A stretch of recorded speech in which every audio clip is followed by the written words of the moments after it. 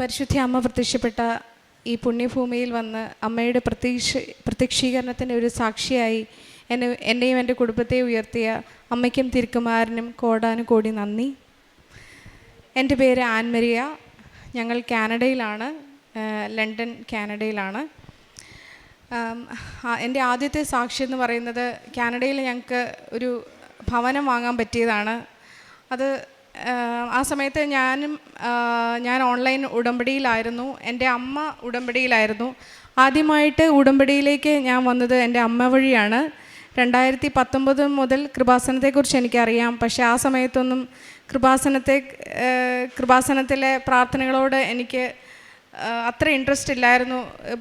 പ്രത്യേകിച്ച് പ്രത്യക്ഷീകരണ പ്രാർത്ഥന ഞാൻ വായിക്കുമ്പോൾ ഇങ്ങനെ ചിന്തിക്കുമായിരുന്നു, ഇതെന്ത് പ്രാർത്ഥനയാണ്, ഇതിൻ്റെ മീനിങ് എനിക്ക് ശരിക്കും മനസ്സിലാകുന്നില്ല. എനിക്കത് പ്രാർത്ഥിക്കാൻ എന്തോ ഒരു മടുപ്പ് തോന്നിയിരുന്നു.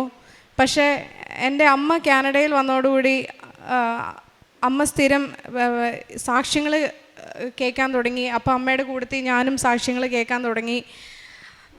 അതുപോലെ തന്നെ ഉടമ്പടി വസ്തുക്കളായിട്ടുള്ള ഉപ്പ്, തേന്, അതൊക്കെ അമ്മ ഞങ്ങൾക്ക് പലപ്പോഴായിട്ട് തന്നിട്ടുണ്ട്. എൻ്റെ മക്കൾക്കും പല പ്രാവശ്യം ഉപയോഗിച്ചിട്ടുണ്ട് പല അവസരങ്ങളിലും. അപ്പം അമ്മയുടെ ഈ തീക്ഷ്ണത കണ്ട് എനിക്കും കൃപാസനത്തിലെ പ്രാർത്ഥനകളോട് കൂടുതൽ പ്രാർത്ഥന ചെല്ലാനും പരിശുദ്ധ അമ്മയോട് വളരെ സ്നേഹവും തോന്നി തുടങ്ങിയിരുന്നു. അങ്ങനെ ഞാനും ഓൺലൈൻ ഉടമ്പടി എടുത്തിട്ടുണ്ടായിരുന്നു. അപ്പോൾ 2025 ഞങ്ങൾക്കൊരു വീട് വാങ്ങണമെന്ന് മനസ്സിൽ ആഗ്രഹമുണ്ടായിരുന്നു. പക്ഷേ അതിനുള്ള ഡൗൺ പേയ്മെൻറ്റ് നമ്മൾ റെഡിയാക്കിയിട്ടില്ലായിരുന്നു. അതുപോലെ തന്നെ നമ്മൾ താമസിച്ചുകൊണ്ടിരുന്ന സ്ഥലത്ത്, ഞങ്ങൾ ടൊറൻറ്റോയിലായിരുന്നു താമസിച്ചുകൊണ്ടിരുന്നത്. അപ്പം അവിടെ നമ്മൾ ആഗ്രഹിക്കുന്ന രീതിയിൽ ഒരു ഡിറ്റാച്ച്ഡ് ഹൗസ്, അതുപോലെ തന്നെ നമ്മൾ ആഗ്രഹിക്കുന്ന രീതിയിലുള്ള ഒരു ഹൗസ് കിട്ടണമെങ്കിൽ ഭയങ്കര വിലയായിരുന്നു. അതായത് $1 മില്യൺ മുകളിൽ പോകും. അപ്പം ഞങ്ങൾ വിചാരിച്ചു, ഞങ്ങൾ 2 പേർക്കും നല്ല ജോലിയുണ്ട്, അപ്പം തൽക്കാലത്തേക്ക് ഇവിടെ റെൻറ്റ് ചെയ്യാം, പിന്നീട് 2025 ആകുമ്പോഴത്തേനും നോക്കാമെന്ന് വിചാരിച്ചാണ് ഇരുന്നത്. ആ സമയത്ത് അമ്മ പറഞ്ഞു, നിങ്ങൾ ഇത്രയും പൈസ കൊടുത്ത് റെൻറ്റ് കൊടുത്ത് താമസിക്കുമ്പോൾ എന്തുകൊണ്ട് നിങ്ങൾക്കൊരു വീട് വാങ്ങിച്ചുകൂടാ, നിങ്ങൾക്ക് പരിശുദ്ധ അമ്മ നിങ്ങൾക്കത് തരും എന്ന് ഞങ്ങളോട് പറഞ്ഞു. അപ്പോൾ ഞങ്ങൾ അമ്മയോട് പറഞ്ഞു, അമ്മേ ഈ അടുത്ത കാലത്ത് ഇങ്ങനെ നടക്കത്തില്ല, അമ്മ വെയിറ്റ് ചെയ്യ്, നമുക്കതിന് സമയമായിട്ടില്ലെന്നിങ്ങനെ പറഞ്ഞു. അപ്പം അമ്മ ഞങ്ങളോട് പറഞ്ഞു, അത് നിങ്ങളുടെ സമയത്തല്ല, പരിശുദ്ധ അമ്മ നിങ്ങൾക്ക് തരാനുള്ള സമയത്ത് അത് നിങ്ങൾക്ക് തന്നിരിക്കുമെന്ന് പറഞ്ഞു. ഈ കാര്യങ്ങളൊക്കെ അമ്മയോട് പറയുന്നുണ്ടെങ്കിലും നമ്മൾ എന്നും ജപമാല ചെല്ലുന്നുണ്ടായിരുന്നു, പ്രാർത്ഥിക്കുന്നുണ്ടായിരുന്നു, വിശുദ്ധ കുർബാന പറ്റാവുന്നത്ര ദിവസങ്ങളിലെല്ലാം മുടക്കം കൂടാതെ അറ്റൻഡ് ചെയ്യുന്നുണ്ടായിരുന്നു. അപ്പം അങ്ങനെ ഒരു ദിവസം ഞങ്ങൾ ലണ്ടൻ ഒണ്ടാരിയോ എന്ന് പറയുന്ന സ്ഥലത്ത് നമ്മളൊരു പരിപാടിക്ക് പോയപ്പോഴത്തേനും അവിടെ 2-3 ഒരു റിയൽട്ടറിൻ്റെ വീട്ടിൽ ഞങ്ങൾക്ക് പോകാനിടയായി. അപ്പം ആ ചേച്ചി നമ്മുടെ ഒരു ഡിസ്റ്റൻറ്റ് റിലേറ്റീവാണ്. അപ്പം അവിടെ ചെന്നപ്പോഴത്തേനും പുള്ളി പറഞ്ഞു, നമുക്ക് 2-3 വീടുകൾ കാണാം എന്ന് പറഞ്ഞ് ഞങ്ങൾ ഇങ്ങനെ ഒരു വീട് കാണുമായിരുന്നു. അപ്പം ആ വീട്ടിൽ അതിലൊരു വീടാണ് ഞങ്ങൾക്ക് കിട്ടിയത്. ആ വീട്ടിൽ കയറിയപ്പം എൻ്റെ അമ്മയുണ്ടായിരുന്നു. അമ്മയുടെ കയ്യിൽ ഉടമ്പടി കാശ് രൂപം ഉണ്ടായിരുന്നു, ഉപ്പുണ്ടായിരുന്നു. അപ്പം ഞങ്ങൾ പോയ പോക്കിന് ഞങ്ങൾ 3-4 വീടുകൾ കണ്ടിരുന്നു. പക്ഷേ ഈ വീട്ടിലെത്തിയപ്പം ഞങ്ങൾക്ക് എല്ലാവർക്കും മനസ്സിന് ഇഷ്ടപ്പെട്ടു. പക്ഷേ ഇത് ഭയങ്കര പൈസയായിരുന്നു. ആ വീട് വാങ്ങാൻ നമ്മൾ ഉദ്ദേശിച്ച രീതിയിലുള്ള പൈസയല്ലായിരുന്നു, വളരെ കൂടിയ വിലയായിരുന്നു. അപ്പം ഞങ്ങളത് ഡ്രോപ്പ് ചെയ്യാൻ തീരുമാനിച്ചു. പക്ഷേ അമ്മ പറഞ്ഞു, ഇത് പരിശുദ്ധ അമ്മ നിങ്ങൾക്ക് തരാൻ ഉദ്ദേശിച്ചിട്ടുണ്ടെങ്കിൽ വിലയൊന്നും ഒരു പ്രശ്നമല്ല, പരിശുദ്ധ അമ്മ അത് തന്നിരിക്കുമെന്ന് പറഞ്ഞു. അത് കഴിഞ്ഞ് തിരിച്ച് ഞങ്ങൾ വീട്ടിൽ വന്നപ്പോഴത്തേനും ഞങ്ങളുടെ റിയൽറ്ററെ വിളിച്ച് പറയാണ്, ഇത് ബാങ്കിൻ്റെ കയ്യിലുള്ള പ്രോപ്പർട്ടിയാണ്. അപ്പം അവർ ലിസ്റ്റ് ചെയ്തിട്ടിരിക്കുന്ന പൈസ അവിടുത്തെ നോർമൽ റേറ്റിനേക്കാളും വളരെ കുറഞ്ഞ റേറ്റിലാണ് ഇട്ടിരിക്കുന്നത്. 7.19 ലിസ്റ്റ് ചെയ്തിട്ടിരിക്കുന്നതെന്ന് പറഞ്ഞു. അപ്പം ഞങ്ങൾ പറഞ്ഞു, ഞങ്ങൾ അത്രയും മുടക്കാൻ ഞങ്ങൾ ഉദ്ദേശിക്കുന്നില്ല. കാരണം ഒരാളുടെ സാലറി വെച്ച് മോർട്ട്ഗേജ് അടയാൻ പറ്റുന്ന രീതിയിലാണ് നമ്മൾ വീട് വാങ്ങാൻ പ്ലാൻ ചെയ്യുന്നത്. അതുകൊണ്ട് നമുക്ക് അത് പറ്റത്തില്ലെന്ന് പറഞ്ഞു. അപ്പം ഞങ്ങൾ എന്നിട്ട് അതിലും കുറഞ്ഞ ഒരു റേറ്റ് ഇട്ടു. അപ്പം നമുക്കറിയാം ഇതെന്തായാലും ബാങ്ക് ആക്സെപ്റ്റ് ചെയ്യാൻ പോകത്തില്ലാത്ത ഒരു ഓഫറാണ്. പക്ഷേ നമ്മൾ പ്രാർത്ഥിച്ചുകൊണ്ടിരുന്നു. ഉള്ളിൻ്റെ ഉള്ളിൽ എനിക്കറിയായിരുന്നു, പരിശുദ്ധ അമ്മ ഇതിനകത്ത് ഇടപെട്ടിട്ടുണ്ടെങ്കിൽ ഈ വീട് എൻ്റെ സ്വന്തമായി, നമ്മുടെ സ്വന്തമായി, പരിശുദ്ധ അമ്മ അത് ഏറ്റെടുത്തു എന്ന് എൻ്റെ മനസ്സിൽ ഇങ്ങനെ പറഞ്ഞുകൊണ്ടിരുന്നു. പിറ്റേ ദിവസം എൻ്റെ ഹസ്ബൻഡിന് ഒരു കോൾ വരികയാണ്, ബാങ്ക് ഞങ്ങളുടെ ഓഫർ അക്സെപ്റ്റ് ചെയ്തു, നിങ്ങൾക്ക് ആ വീട് കിട്ടി. അതുപോലെ തന്നെ ഡൗൺ പേയ്മെൻറ്റിൻ്റെ പൈസ നമുക്ക് പെട്ടെന്ന് റെഡി ആവുകയാണ്. ഞങ്ങൾ സാധാരണ രീതിയിൽ 3 മാസം കൊണ്ടാണ് നമ്മൾ ഒരു പുതിയ വീട് ക്ലോസ് ചെയ്യേണ്ടത്. പക്ഷേ ഞങ്ങൾക്ക് 1 മാസം കൊണ്ട് ക്ലോസ് ചെയ്യേണ്ടി വന്നു. 1 മാസം കൊണ്ട് തന്നെ പൈസയും റെഡിയായി. ഞങ്ങൾക്ക് ഒരു ഡബിൾ ഗരാജ് ഡിറ്റാച്ച്ഡ് ഹൗസ് കാനഡയിൽ ദൈവം ഞങ്ങൾക്ക് തന്നു, പരിശുദ്ധ അമ്മയുടെ പ്രത്യേക മാധ്യസഹായം കൊണ്ട്. പിന്നെ ഇപ്പം ആ വീട്ടിൽ ഡോറിൻ്റെ ഫ്രണ്ടിൽ തന്നെ നമ്മൾ വീട്ടിലേക്ക് ആര് കയറിയാലും ഇറങ്ങിയാലും പരിശുദ്ധ അമ്മയാണ് ആദ്യമായി കാണുന്നത്. കാരണം പരിശുദ്ധ അമ്മേനെയാണ് അവിടെ മുമ്പിൽ തന്നെ പ്രതിഷ്ഠിച്ച് വെച്ചിരിക്കുന്നത്. അതുപോലെ കൃപാസനത്തിലെ അമ്മയുടെ ഒരു ഫോട്ടോ ഞങ്ങളുടെ മെയിൻ ഹാളിലുണ്ട്. എല്ലാ റൂമിലും തന്നെ കൃപാസനത്തിലെ അമ്മയുടെ ഫോട്ടോ ഞങ്ങൾ വെച്ചിട്ടുണ്ട്. അതാണ് എൻ്റെ ആദ്യത്തെ സാക്ഷ്യം. രണ്ടാമത്തെ സാക്ഷ്യമായിട്ട് പറയുന്നത് എൻ്റെ ജോലിയാണ്. ഇതുപോലെ ഞാനും എൻ്റെ ഹസ്ബൻഡും ടൊറൻറ്റോയിൽ നിന്ന് ലണ്ടൻ ഒൻറ്റാരിയോയിലേക്ക് മൂവ് ചെയ്തപ്പം ഞങ്ങളുടെ 2 പേരുടെയും നല്ല ജോലി ടൊറൻറ്റോയിലാണ്. ഞങ്ങൾക്ക് അവിടെ ഒരു ജോലിയില്ല. അപ്പം കയ്യിലൊരു ജോലി ഇല്ലാതെ എങ്ങനെ നമ്മൾ അങ്ങോട്ട് പോകുമെന്ന് സ്വാഭാവികമായിട്ടും ചിന്തിക്കാം. പക്ഷേ ഞങ്ങൾക്കൊരു പേടിയും തോന്നിയില്ല. ഞങ്ങൾക്ക് തോന്നി എന്തായാലും പരിശുദ്ധ അമ്മ ഇത് തന്നതാണെങ്കിൽ നമുക്ക് അതിനുള്ള മാർഗവും കാണിച്ചു തരും. അപ്പോൾ ആ സമയത്ത് ഞാൻ മെറ്റേണിറ്റി ലീവിലായിരുന്നു. അതുകൊണ്ട് എനിക്ക് മൂവ് ചെയ്യാൻ വലിയ പാടുണ്ടായിരുന്നില്ല. പക്ഷേ അന്നേരം എൻ്റെ ഹസ്ബൻഡിന് നല്ല ജോലിയായിരുന്നു. അപ്പം ജോസിനാണ് പുള്ളിയുടെ പേര്. ജോസിന് എങ്ങനെ ജോലി കിട്ടും എന്നുള്ളൊരു വറി ചെറുതായിട്ട് ജോസിനുണ്ടായിരുന്നു. പക്ഷെ ഞാൻ പറഞ്ഞു പേടിക്കേണ്ട, പരിശുദ്ധ അമ്മയുണ്ടല്ലോ കൂടെ എന്നിങ്ങനെ ചിന്തിക്കുമായിരുന്നു. അപ്പം ഒരു ദിവസം ഞങ്ങൾ പോകുന്നതിന് മുമ്പായിട്ട് തന്നെ ഈ പഴയ കമ്പനിയിൽ ജോലി റിസൈൻ ചെയ്യുന്നതിന് മുമ്പ് തന്നെ ലിങ്ക്ഡിനിൽ ജോസിൻ്റെ പ്രൊഫൈൽ കണ്ട് ഒരു കമ്പനി ഇങ്ങോട്ട് വിളിക്കുകയാണ്. നിങ്ങൾക്ക് സെയിം ജോലിയാണ്, നിങ്ങൾക്ക് താല്പര്യമുണ്ടോ ലണ്ടനിലേക്കെന്ന് ചോദിച്ചു. അങ്ങനെ ജോസിന് ആ ജോലി ഞങ്ങൾ വീടിന് കീ കിട്ടിയ അന്ന് തന്നെ ജോസിന് പുതിയ കമ്പനിയിൽ ഉണ്ടായിരുന്ന സാലറിനേക്കാളും കൂടുതൽ സാലറിയിൽ പരിശുദ്ധ അമ്മ ജോസിനൊരു ജോലി കിട്ടി. അങ്ങനെ ഞങ്ങൾക്ക് ഓരോ ദിവസവും കടന്നു പോകാനുള്ള പൈസ അല്ലെങ്കിൽ നമ്മുടെ അവിടുത്തെ കാര്യങ്ങളെല്ലാം നടന്നു പോകാനുള്ള കാര്യങ്ങളെല്ലാം പരിശുദ്ധ അമ്മ നമുക്ക് വേണ്ടി ചെയ്തു തന്നു. അപ്പം എൻ്റെ ജോലി ഞാൻ വിചാരിച്ചു ഇപ്പം കിട്ടും ജോലി, കാരണം എനിക്ക് ഓൾറെഡി അവിടെ എക്സ്പീരിയൻസ് ഉണ്ടല്ലോ, കാനഡയിൽ എക്സ്പീരിയൻസ് ഉണ്ടല്ലോ. അപ്പം അവിടെ ചെല്ലുമ്പോഴേ ജോലി കിട്ടും എന്നുള്ള പ്രതീക്ഷയിലാണ് നമ്മൾ ചെല്ലുന്നത്. പക്ഷെ അവിടെ ചെന്നപ്പോഴാണ് അറിയുന്നത് ഹോസ്പിറ്റലിൽ പോയിട്ട് ഒരു ലോങ് ടേം കെയറിൽ പോലും ജോലി കിട്ടാൻ ഭയങ്കര പാടാണ്. അപ്പം എനിക്ക് ലേബർ ആൻഡ് ഡെലിവറിയാണ് എൻ്റെ എക്സ്പീരിയൻസ്. അപ്പം ലേബർ ആൻഡ് ഡെലിവറിയിൽ ഉള്ള എല്ലാ ആപ്ലിക്കേഷനും റെസ്യൂമേ എല്ലാം ഞാൻ കൊടുത്തു. പക്ഷേ എങ്ങൊന്നും വിളി വരുന്നില്ല. തൊട്ടടുത്തുള്ള ഒരു വലിയ ഹോസ്പിറ്റലുണ്ട്, വിക്ടോറിയ ഹോസ്പിറ്റൽ, അവിടെയാണ് ലേബർ ആൻഡ് ഡെലിവറി ഉള്ളത്. അവിടെ കൊടുത്തു, ഒരു രക്ഷയില്ല. പിന്നെ അവസാനം വേറെ ഡിപ്പാർട്ട്മെൻറ്റിലൊക്കെ ഞാൻ അപ്ലൈ ചെയ്യാൻ തുടങ്ങി. എമർജൻസി, പോസ്റ്റ് അനസ്തീഷ്യ കെയർ, അങ്ങനത്തെ ക്രിട്ടിക്കൽ കെയർ യൂണിറ്റുകളിലെല്ലാത്തിലും ഞാൻ അപ്ലൈ ചെയ്തു. പക്ഷേ എങ്ങൊന്നും വിളി വരുന്നില്ല. അപ്പം എനിക്ക് ഒരു 3 ആഴ്ചത്തേക്ക് എൻ്റെ പഴയ ഹോസ്പിറ്റലിൽ 2 മണിക്കൂർ അകലെയായിട്ടുള്ള എൻ്റെ പഴയ ഹോസ്പിറ്റലിൽ 3 ആഴ്ച ഞാൻ പോയി ജോലി ചെയ്തു. പക്ഷേ ആ സമയത്തെല്ലാം ഭയങ്കര വിഷമമാണ്. കാരണം എനിക്ക് 3 വയസ്സും 1 വയസ്സുള്ള 2 പിള്ളേരുണ്ട്. അപ്പം അവരെ വിട്ടിട്ട് പോകുന്നത് എനിക്ക് ഭയങ്കര വിഷമമായിരുന്നു. അപ്പോൾ ആ സമയത്തെല്ലാം ഞാൻ പ്രത്യക്ഷീകരണ പ്രാർത്ഥന ചൊല്ലിക്കൊണ്ടിരുന്നു, ഉടമ്പടി ഉപ്പ് ഉപയോഗിച്ചുകൊണ്ടിരുന്നു. അങ്ങനെ ഇരിക്കെ എനിക്കൊരു ഇൻ്റർവ്യൂ കോൾ കിട്ടുകയാണ്. നമ്മുടെ വീടിനടുത്ത് ഒരു 40 മിനിറ്റ്സ് അകലെയുള്ള ഒരു ഹോസ്പിറ്റലിൽ നിന്ന് എമർജൻസിയിൽ. അപ്പോൾ പോയ വഴിക്ക് പോകുന്നതിന് മുമ്പായിട്ട് എൻ്റെ മനസ്സിൽ ഭയങ്കര പ്രേരണ തോന്നുന്നുണ്ട്, നിൻ്റെ ലേബർ ആൻഡ് ഡെലിവറിയുടെ റെസ്യൂമേയും കൂടെ എടുക്ക്. അപ്പം അത് നിങ്ങൾ പോകുന്ന വഴിക്ക് വിക്ടോറിയ ഹോസ്പിറ്റലിൽ കൊടുക്കാനുള്ള ഒരു പ്രേരണ ഭയങ്കരമായിട്ട് തോന്നുന്നുണ്ടായിരുന്നു. പക്ഷേ ഞങ്ങളുടെ പ്രിൻ്റർ വർക്ക് ചെയ്യുന്നില്ലായിരുന്നു. അപ്പുറത്തെ വീട്ടിൽ വിളിച്ചു ചോദിച്ചപ്പോഴത്തേനും അവിടെ ഒരു മലയാളിയുടെ ഫാമിലി ഉണ്ടായിരുന്നു, അവിടുത്തെയും പ്രിൻ്റർ വർക്ക് ചെയ്യുന്നില്ല. അന്ന് അത് കൊടുക്കണ്ടെന്ന് വിചാരിച്ച് ഞങ്ങൾ ഇൻ്റർവ്യൂ കഴിഞ്ഞ് തിരിച്ചു പോരാമെന്ന് വിചാരിച്ച് പോരുന്ന വഴിക്ക് എൻ്റെ ഹസ്ബൻഡ് പറഞ്ഞു, ഓക്കെ, എൻ്റെ കമ്പനിയിൽ ഒരു മലയാളി സ്റ്റാഫുണ്ട്, നമുക്ക് അവനെക്കൊണ്ട് നിൻ്റെ റെസ്യൂമേ എടുപ്പിക്കാമെന്ന് പറഞ്ഞ് എൻ്റെ ഹസ്ബൻഡ് ഇങ്ങോട്ട് പറയുകയാണ്. അപ്പം ഞങ്ങൾ അവിടെ പോയി. അവിടെ ചെന്നപ്പോഴത്തേനും മാതാവ് എന്നാ പറയുന്നത്, ആ വ്യക്തിനെ ഒരുക്കി നിർത്തിയിട്ടുണ്ടായിരുന്നു എൻ്റെ റെസ്യൂമേ എടുത്ത് വെക്കാൻ വേണ്ടി. അപ്പം പുള്ളി എൻ്റെ റെസ്യൂമേ എടുത്ത് വെച്ചേക്കുവാണ്. റെസ്യൂമേ കൊണ്ട് ഞങ്ങൾ എൻ്റെ ഇപ്പം ഞാൻ ജോലി ചെയ്യുന്ന വിക്ടോറിയ ഹോസ്പിറ്റലിലേക്ക് ചെല്ലുന്നു. അവിടെ ചെന്നപ്പോഴത്തേനും ലേബർ ആൻഡ് ഡെലിവറി യൂഷ്വലി ഒരു ക്ലോസ്ഡ് യൂണിറ്റാണ്. നമുക്ക് അങ്ങനെ അകത്തേക്ക് കിടക്കാനോ പുറത്തേക്ക് ഇറങ്ങാനോ വെറുതെ പറ്റത്തില്ല. പക്ഷെ ഞാൻ അന്ന് അവിടെ ചെന്ന സമയത്ത് ആ ഡോറ് എനിക്ക് വേണ്ടി ഓപ്പൺ ചെയ്തിട്ടിരിക്കുകയായിരുന്നു. ഞാൻ അകത്തേക്ക് കയറിയപ്പോഴത്തേനും ഒരു നേഴ്സ് ഇങ്ങോട്ട് വരുന്നുണ്ട്. അപ്പോൾ ഞാൻ ചോദിച്ചു ഇവിടുത്തെ മാനേജറിൻ്റെ റൂം എവിടെയാണ്, എനിക്ക് എൻ്റെ റെസ്യൂമി ഒന്ന് കൊടുക്കാനാണെന്ന് പറഞ്ഞു.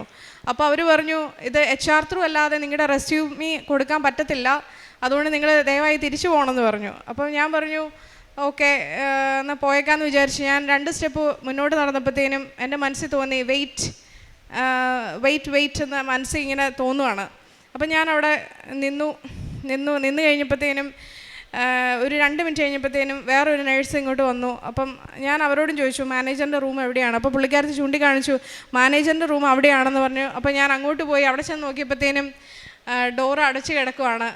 മാനേജറിൻ്റെ പേര് എഴുതിയിട്ടുണ്ട്, പക്ഷേ റൂം ക്ലോസ് ചെയ്തിട്ടിരിക്കുകയാണ്. അപ്പോൾ ഞാൻ വിചാരിച്ചു ഓക്കെ പുള്ളിക്കാരത്തി എവിടെയെങ്കിലും മീറ്റിങ്ങിനോ എന്തിനെങ്കിലും പോയി കാണും, അപ്പോൾ ഇനി പോയേക്കാം. പക്ഷേ അന്നേരം എൻ്റെ മനസ്സിൽ തോന്നി വെയിറ്റ്. അപ്പോൾ ഞാനൊരു 2 മിനിറ്റ് വീണ്ടും അവിടെ ഇരുന്നു, ആരെയും കണ്ടില്ല. പിന്നെ ഞാൻ പുറത്തേക്ക് ഇറങ്ങാൻ വേണ്ടി 2 സ്റ്റെപ്പ് നടന്നപ്പം ഒരു സ്ത്രീ എനിക്കെതിരെ വരുന്നു. അത് ഞാനിപ്പോഴും പൂർണ്ണമായിട്ട് വിശ്വസിക്കുന്നു പരിശുദ്ധ അമ്മ എനിക്ക് വേണ്ടി പറഞ്ഞു വിട്ട ഒരു വ്യക്തിയാണ്. ആ വ്യക്തി എൻ്റെ അടുത്ത് വന്ന് എന്നോട് ചോദിക്കുകയാണ് how can I help you. അപ്പം ഞാൻ പറഞ്ഞു ഞാൻ ഇവിടുത്തെ മാനേജറിനെ കാണാൻ വന്നതാണെന്ന് പറഞ്ഞു. അപ്പോൾ പുള്ളിക്കാരത്തി പറഞ്ഞു ഐ ആം ദ മാനേജർ. അപ്പം ഞാൻ നോക്കിയപ്പോഴത്തേനും ആ ബോർഡിൽ ക്ലോസ് ചെയ്തിരിക്കുന്ന റൂമിൻ്റെ അവിടെ എഴുതി വെച്ചിരിക്കുന്ന നെയിം ബോർഡിൽ ഇട്ടിരുന്ന പേരല്ല ആ വ്യക്തിയുടെ നെയിമായിട്ട് കൊടുത്തിരിക്കുന്നത്. അപ്പം പുള്ളിക്കാരത്തി എനിക്ക് ക്ലാരിഫൈ ചെയ്ത് തരുവാണ്, ഞങ്ങൾ 3 മാനേജേഴ്സാണ് ഇവിടെ ഉള്ളത്, ഞാൻ അതിൽ ഒരു മാനേജറാണ്, നിനക്ക് എന്താണ് വേണ്ടത്, നിന്നെ എനിക്ക് എങ്ങനെ ഹെൽപ്പ് ചെയ്യാം, ആ രീതിയിൽ ചോദിച്ചു. പുള്ളിക്കാരത്തി ഒരു ഇംഗ്ലീഷുകാരിയാണ്. ഒരു മലയാളിയായ എന്നോട് അത്രയും കൈൻഡായിട്ട് സംസാരിക്കണമെങ്കിൽ അത് ശരിക്കും പറഞ്ഞു കഴിഞ്ഞാൽ പരിശുദ്ധ അമ്മയുടെ ഇടപെടലാണെന്ന് ഞാൻ പൂർണ്ണമായിട്ടും വിശ്വസിക്കുന്നു. അവരെന്നെ വിളിച്ചിട്ട് ചോദിക്കുകയാണ്, നീ എന്നെ വിളിച്ചിട്ട് ഒരു കോർണറിലേക്ക് കൊണ്ടുപോയി എന്നിട്ട് എന്നോട് പറഞ്ഞു നിൻ്റെ റെസ്യൂമി എൻ്റെ ഇമെയിലിലേക്ക് അയക്കൂ എന്ന് പറഞ്ഞ് പുള്ളിക്കാരത്തിയുടെ ഇമെയിൽ എനിക്ക് തരുവാണ്. അപ്പം എന്നിട്ട് എന്നോട് പറഞ്ഞു ഇപ്പം നമുക്കിവിടെ വേക്കൻസി ഒന്നുമില്ല. അവിടെ ആ സമയത്ത് ഹോസ്പിറ്റലിൽ ഒരു വലിയ ഫിനാൻഷ്യൽ ക്രൈസിസ് നടക്കുവാണ്. ഒരു എക്സ്റ്റേണൽ ആപ്ലിക്കൻറ്റിനെ പോലും ഇന്ന് വരെ, ഞാൻ 2005 ജൂണിൽ അവിടെ ജോയിൻ ചെയ്തു, അന്ന് തൊട്ട് ഇന്ന് വരെ ഒരു എക്സ്റ്റേണൽ ആപ്ലിക്കൻറ്റിനെ പോലും എൻ്റെ ഡിപ്പാർട്ട്മെൻറ്റിൽ എടുത്തിട്ടില്ല, ലേബർ ആൻഡ് ഡെലിവറിയിൽ എടുത്തിട്ടില്ല. അപ്പം ആ സമയത്ത് പുള്ളിക്കാരത്തി എന്നോട് പറയുകയാണ് ഇവിടെ ഒരു വേക്കൻസി വന്നു കഴിഞ്ഞാൽ നിന്നെ ഞാൻ വിളിക്കാം. പക്ഷേ ആ പുള്ളിക്കാരത്തി അത് എന്തിൻ്റെ ബേസിലാണ് എന്നോട് പറഞ്ഞതെന്ന് ചോദിച്ചു കഴിഞ്ഞാൽ അത് not by my merit but by his grace, അത് മാത്രമേ എനിക്ക് പറയാനുള്ളൂ. എന്നിട്ട് ഞാൻ തിരിച്ച് വീട്ടിൽ വന്നു. 2 ദിവസത്തിനുള്ളിൽ HR-ൽ നിന്ന് എനിക്കൊരു ഇമെയിൽ വരികയാണ്, നിനക്ക് ഇഷ്ടമുള്ള ഡിപ്പാർട്ട്മെൻറ്റിലേക്ക് നിൻ്റെ റെസ്യൂമി അയക്ക്, ഇഷ്ടമുള്ള ഡിപ്പാർട്ട്മെൻറ്റ് വെച്ച് നിൻ്റെ റെസ്യൂമി അയക്ക്, ഞങ്ങളൊരു ഇൻ്റർവ്യൂ കോള് തരാം എന്ന് പറഞ്ഞ് അവരെനിക്കൊരു ഇമെയിൽ അയച്ചു. ഞാൻ അന്നേരം ഈ മാനേജറിനൊക്കെ തിരിച്ച് ഇമെയിൽ അയച്ചു, എനിക്കിങ്ങനെ HR-ൽ നിന്നൊരു ഇൻ്റർവ്യൂ കോള് വന്നിട്ടുണ്ട്. അപ്പോൾ പുള്ളിക്കാരത്തി എന്നോട് പറയാണ് നിൻ്റെ റെസ്യൂമി ഡയറക്റ്റ് ഞാൻ HR-ലേക്ക് അയച്ചു. അത് തീർച്ചയായിട്ടും പരിശുദ്ധ അമ്മ എനിക്ക് വേണ്ടി പോയി ആ വ്യക്തിയോട് പറഞ്ഞിട്ടാണ് അത് ചെയ്തതെന്നുള്ളത് ഞാൻ 100% വിശ്വസിക്കുന്നു. അത് സത്യവുമാണ്. അല്ലെങ്കിൽ എനിക്ക് ഒരിക്കലും അവിടെ കിട്ടാൻ യാതൊരു സാധ്യതയില്ല. ഞങ്ങളുടെ പള്ളിയിലുള്ള വ്യക്തികൾ പറയും, നമ്മുടെ പള്ളി ഞങ്ങളൊരു 110 ഇടവകകളുള്ള ഒരു പള്ളിയാണ് ഞങ്ങളുടെ അവിടുത്തെ സേക്രഡ് ഹാർട്ട് ജ്ഞാനായ കാത്തലിക് ചർച്ച് എന്ന് പറയും. അപ്പം അവിടുത്തെ 2-3 പേര് എന്നോട് പറഞ്ഞു, ഞങ്ങൾ അറിഞ്ഞായിരുന്നു ഇവിടെ ഒരു മിടുക്കിയായിട്ടുള്ള ഒരു കുട്ടിക്ക് നമ്മുടെ ലണ്ടനിൽ ജോലി കിട്ടി. ഒത്തിരി ആൾക്കാർ വളരെ നാളുകളായിട്ട് ഇവിടെ പരിശ്രമിക്കുന്നുണ്ട് ജോലി കിട്ടാൻ, പക്ഷേ കിട്ടുന്നില്ല. പക്ഷേ ഞാൻ ഉറച്ചു പറയുന്നു അത് ഒരിക്കലും എൻ്റെ മിടുക്കല്ല, not by my merit but by his grace. ഞാൻ പത്രങ്ങൾ ആ സമയത്തെല്ലാം വിതരണം ചെയ്തിട്ടുണ്ട്. ആദ്യമൊക്കെ എനിക്ക് പലപ്പോഴും നാണക്കേട് തോന്നിയിട്ടുണ്ടായിരുന്നു. പലരും എന്നെ കളിയാക്കിയിട്ടുണ്ട്, നീ എന്തിനാണ് ഇങ്ങനെ ഇംഗ്ലീഷ് പത്രങ്ങളൊക്കെ ഇംഗ്ലീഷുകാർക്ക് കൊടുക്കുന്നത്, അവരൊക്കെ എന്നെ വിചാരിക്കുന്നത്. അപ്പോൾ ആ സമയത്തൊക്കെ ആദ്യം ഞാൻ വിചാരിച്ചു ശരിയാണ്, അവരൊക്കെ എന്ത് വിചാരിക്കും. പക്ഷേ പിന്നീട് ഞാൻ ചിന്തിച്ചു, ഞാൻ അവരെ ഒന്ന് നിൽക്കാവോ, ഒന്ന് വെയിറ്റ് ചെയ്യാവോ, ഞാൻ ഇതിനെക്കുറിച്ചൊന്ന് പറഞ്ഞോട്ടെ, ഇത് കൃപാസനത്തിലെ അമ്മയാണ്. ഇങ്ങനത്തെ കാര്യങ്ങളെല്ലാം വിശദീകരിച്ച് ഓരോരുത്തരോടും പറയുമ്പോഴത്തേനും ശരിക്കും പറഞ്ഞു കഴിഞ്ഞാൽ എനിക്ക് തോന്നിയത് നമ്മളുടെ ഉള്ളിൽ തന്നെ ഒരു ഹംബിൾനെസ് ഉണ്ടായിട്ട് പരിശുദ്ധ അമ്മ അവിടെ പ്രവർത്തിച്ച പോലെയാണ് എനിക്ക് ആ സമയത്തെല്ലാം തോന്നിയത്. അങ്ങനെ എനിക്ക് അവിടെ ജോലി കിട്ടി. ജോലിയുടെ ഇൻ്റർവ്യൂ ഒക്കെ 2 മണിക്കൂർ ഇൻ്റർവ്യൂ ആണ് പറഞ്ഞിരുന്നത്, 2 സ്റ്റെപ്പായിട്ട്. ആദ്യം HR-ൻ്റെ 1 മണിക്കൂർ ഇൻ്റർവ്യൂ, പിന്നെ അതിനുശേഷം മാനേജേഴ്സിൻ്റെ 1 മണിക്കൂർ ഇൻ്റർവ്യൂ. പക്ഷേ ഇതൊന്നും നടക്കാതെ എനിക്ക് 15 മിനിറ്റ് HR-ൻ്റെ ഇൻ്റർവ്യൂവും 3 ക്വസ്റ്റ്യൻ കൊണ്ട് മാനേജറിൻ്റെ ഇൻ്റർവ്യൂവും കഴിഞ്ഞു. അതൊക്കെ ശരിക്കും പറഞ്ഞു കഴിഞ്ഞാൽ പരിശുദ്ധ അമ്മയാണ് ഇതെല്ലാം എനിക്ക് വേണ്ടി ചെയ്തതെന്നുള്ളത് 100% ഉറപ്പാണ്. പിന്നെ ത്രൂ ഔട്ട് എൻ്റെ വീട്ടിലും പിള്ളേരുടെ അസുഖത്തിൻ്റെ കേസിലെല്ലാം ഞങ്ങൾ ഉടമ്പടി ഉപ്പ്, തേന്, അതുപോലെ തന്നെ അമ്മ ഞങ്ങളെ പലപ്പോഴും ഉടമ്പടി തൈലം പൂശി ഞങ്ങളെ പ്രാർത്ഥിക്കുമായിരുന്നു. ഞങ്ങൾ പുറത്തേക്ക് പോകുമ്പോഴും ഇറങ്ങുമ്പോഴും ഞങ്ങൾ എവിടെ പോയാലും. പിന്നെ 3ാമത്തെ സാക്ഷ്യമായിട്ട് എനിക്ക് 2 ആൺമക്കളാണുള്ളത്. 2 പേരും എൻ്റെ അമ്മയുടെ ഉടമ്പടി കുട്ടികളാണ്. 2ാമത്തെ മോനുണ്ടായപ്പോഴത്തേനും അവന് 18 to 22 വീക്സ് അനാട്ടമി സ്കാൻ ചെയ്തിട്ടുണ്ട് 22 വീക്സിൽ. പക്ഷേ ആ സമയത്തെല്ലാം ഭയങ്കര നോർമലായിരുന്നു, അവന് ഒരു കുഴപ്പമില്ലായിരുന്നു. പക്ഷേ 28ാമത്തെ ആഴ്ചയിൽ ഒരു സ്കാൻ ചെയ്തപ്പോൾ അവൻ്റെ ബ്രെയിനിനകത്ത് ഒരു എക്സ്ട്രാ സ്പേസ് ഉണ്ടെന്ന് പറഞ്ഞു.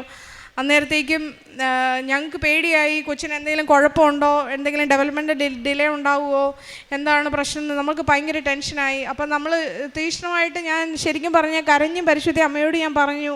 അതുപോലെ തന്നെ എൻ്റെ വയറിൽ ഉടമ്പടി തൈലം പുരട്ടി പ്രാർത്ഥിക്കുന്നുണ്ടായിരുന്നു ഡെയിലി, എൻ്റെ ഡെലിവറിയുടെ ഡേറ്റ് വരെ. ആ സമയത്ത് അവനുണ്ടായ സമയത്ത്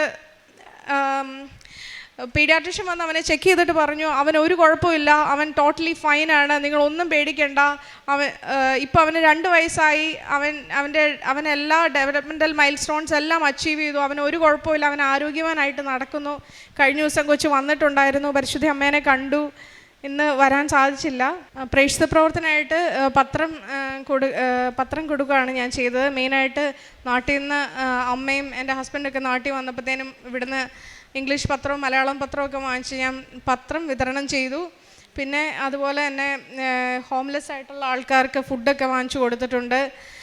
പിന്നെ നാട്ടിലും പല സ്ഥലത്തും സാമ്പത്തിക സഹായം വേണ്ടവർക്ക് അങ്ങനെ ചെയ്തിട്ടുണ്ട്.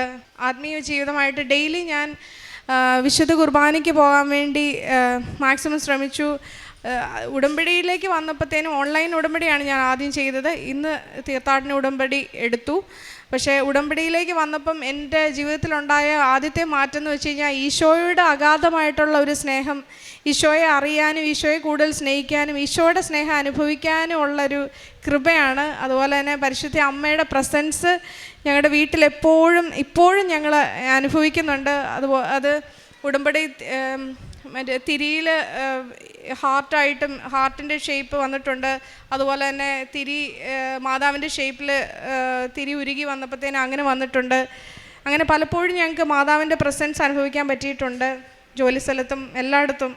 അതുപോലെ തന്നെ നമ്മുടെ വീട്ടിലെ അംഗസംഖ്യ കൂടിയപ്പോഴത്തേനും നമ്മുടെ 5 സീറ്ററായിട്ടുള്ള കാറ് നമുക്ക് പോരാ, നമുക്ക് അഡീഷണലായിട്ട് ഒരു കാറും കൂടെ വേണമായിരുന്നു.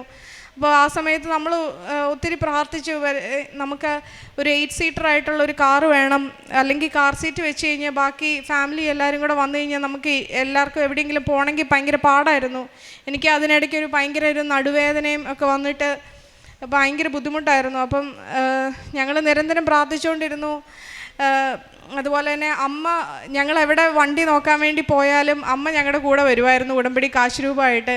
അങ്ങനെ ഒരു ദിവസം അമ്മ പറഞ്ഞു, നിങ്ങൾക്ക് പരിശുദ്ധി അമ്മ റെഡിയാക്കിയേക്കുന്നത് ഒരു സിൽവർ ഗ്രേ കളറിലുള്ള വണ്ടിയാണ് മക്കളെ, നിങ്ങൾക്ക് അത് തക്ക സമയത്ത് കിട്ടുമെന്ന് പറഞ്ഞു. അമ്മ പറഞ്ഞു ഒരു 2ാമത്തെ ദിവസം ഞങ്ങൾക്ക് സിൽവർ ഗ്രേ കളറുള്ള ഒരു 8 സീറ്റർ ഹോണ്ട ഒഡീസി ഞങ്ങൾക്ക് കിട്ടുവാണ് ഒരു കാറ്. അത് ശരിക്കും പറഞ്ഞു കഴിഞ്ഞാൽ പരിശുദ്ധ അമ്മയുടെ പ്രത്യേക മാധ്യസ്ഥം കൊണ്ട് തന്നെയാണ്.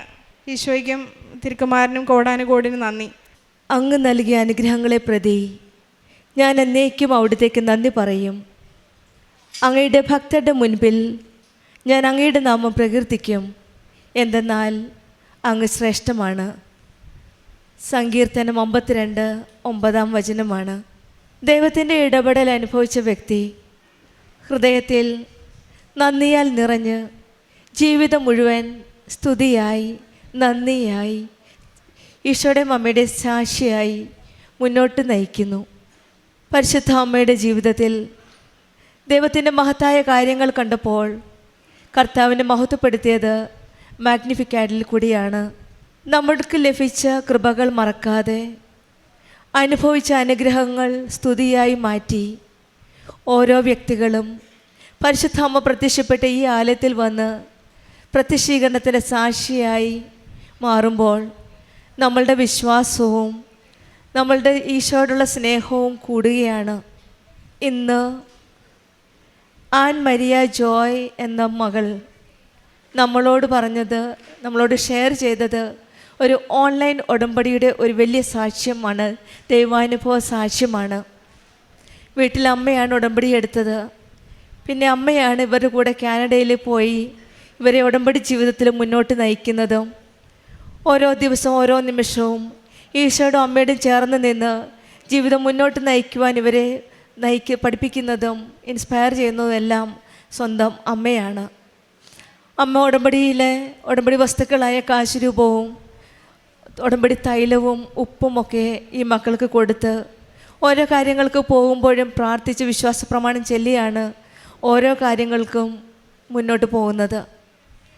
അങ്ങനെയാണ് ഈ മകൾ പറഞ്ഞത്, ആദ്യമായി കാനഡയിൽ ചെന്നപ്പോൾ ഒരു വീടായിരുന്നു ഇവർക്ക് ആവശ്യം.